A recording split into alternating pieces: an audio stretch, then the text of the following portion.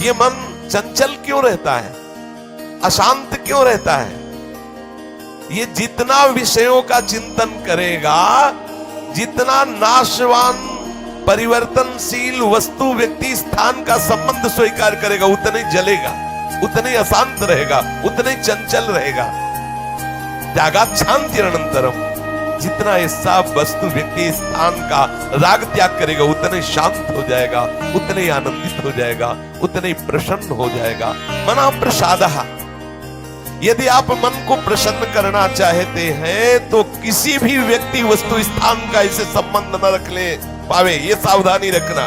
और होता क्या है, बोले चलो मनोरंजन करते हैं, कहां?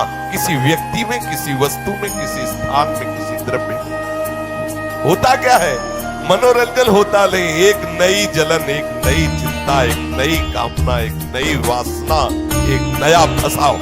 चले थे आनंद लेने और फंस गए।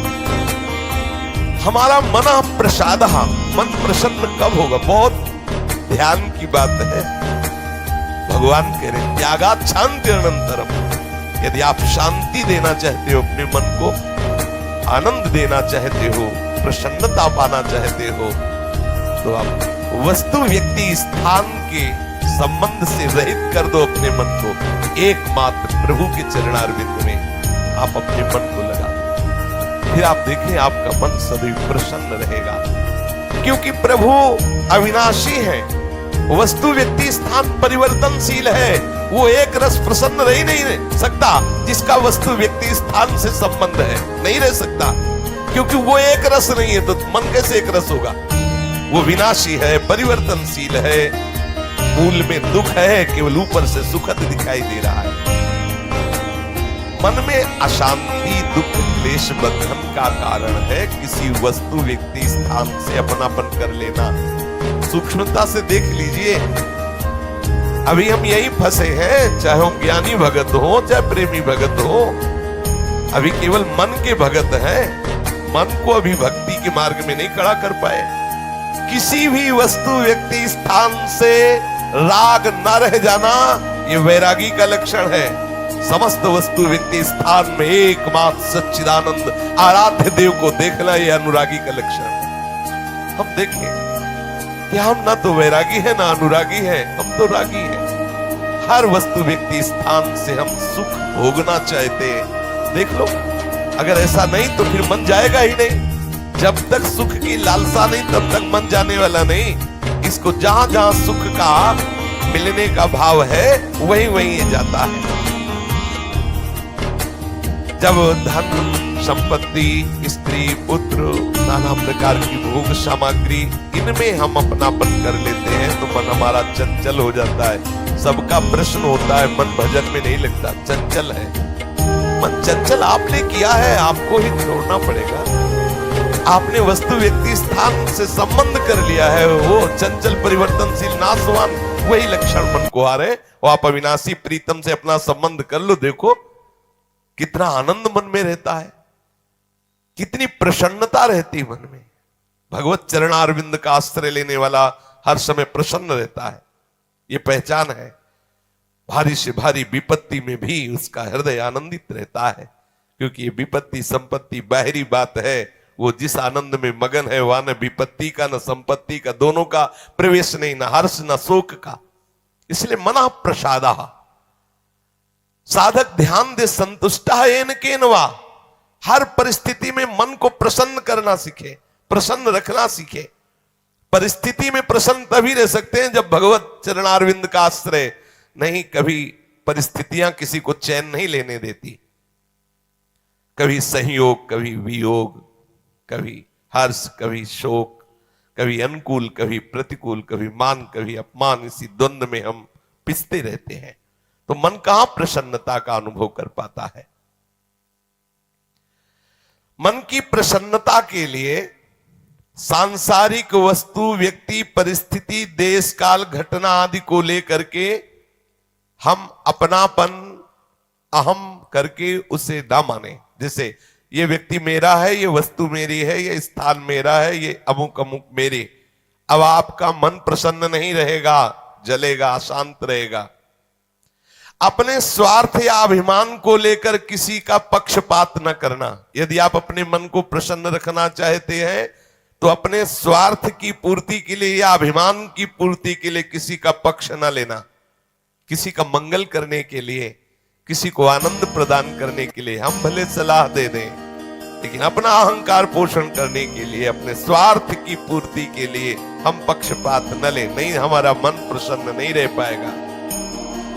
मन को सदा दया भाव से युक्त रखें, क्षमा भाव से युक्त रखें। दूसरों को कैसे हम सुख पहुंचावें, ऐसे मननशील बने। सदैव सुख देवे को चाव चित, सब सोहित निष्काम। सबको सुख पहुंचाऊं लेकिन किसी से सुख पाने की लालसा ना हो, मन प्रसन्न रहने लगेगा। मन में जब दूसरों के हित की भावना होती है तो प्रसन्नता का प्रादुर्भाव होता है। और सदैव मन को प्रसन्न रखने के लिए थोड़ा भोजन पाना सीखें, कम बोलना सीखें, कम सोना सीखें, और सदैव भगवान नाम जपना सीखें।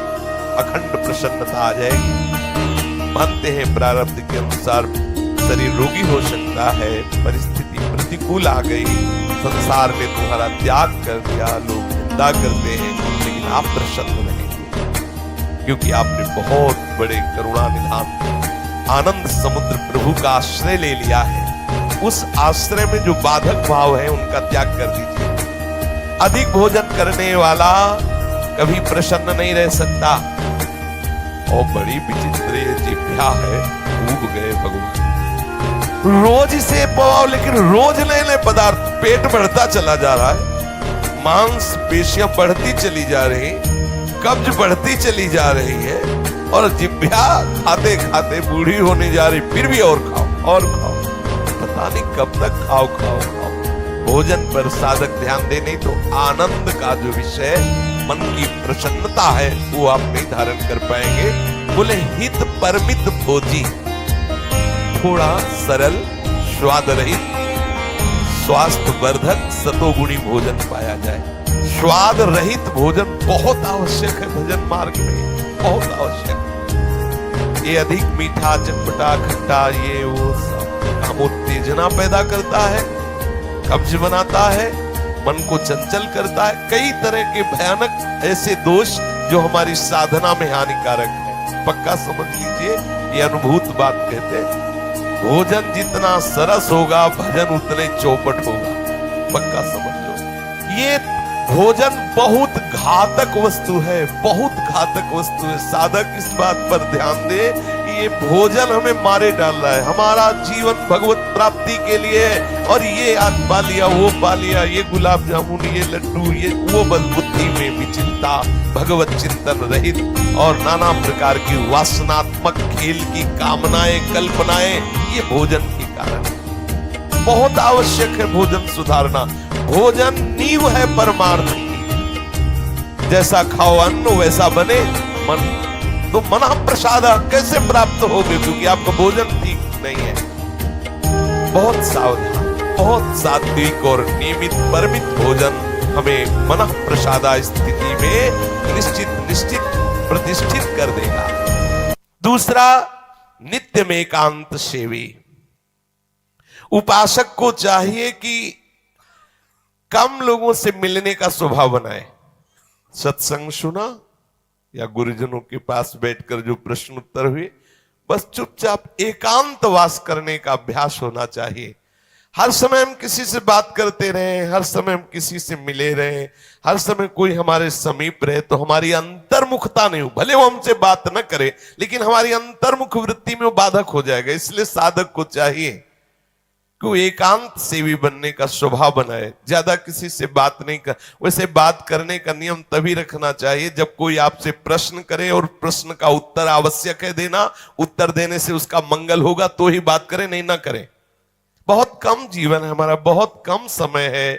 हम अगर व्यवहार प्रपंच की सत्ता को सत्य मान कर केवल यही हमारा कर्तव्य है, यही ऐसा व्यवहार का निर्वाह करना, तो हम भगवत साक्षात्कार कब करेंगे?